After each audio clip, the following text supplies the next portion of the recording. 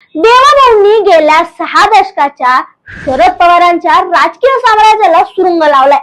शरद पवारांच्या राजकीय अनुभवाचा आज इथे प्रत्येकालाच आहे, पण म्हणून महाराष्ट्रात त्यांच्याशिवाय कोणी काहीच करू शकत नाही असा एक समज बेमालूमपणे इथल्या जनमानसात पेरला गेला.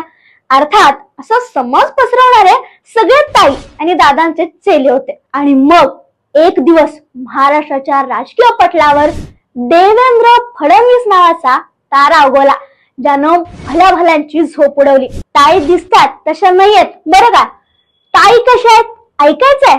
ऐका मग. आणि सुप्रिया सुळेने बोलायचं नाही हो, त्यांचे खायचे दात वेगळे आहेत, दाखवायचे सुळे वेगळे आहेत. एकेकाळी सहकार क्षेत्रात ताईंच्या कुटुंबांची दादागिरी होती, ती आता पूर्णपणे मोडून काढत देवाभाऊंनी साखर कारखाने, दूध डेअरी यांसारख्या ठिकाणी पारदर्शी कारभाराची सुरुवात केली. आणि ताईंना मग याचंच दुःख होत असणार आहे.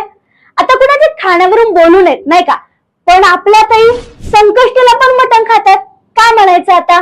बरं असो, देव अशा लोकांना सद्बुद्धी देव, नाहीतर देवाभाऊ आहेतच सद्बुद्धी द्यायला.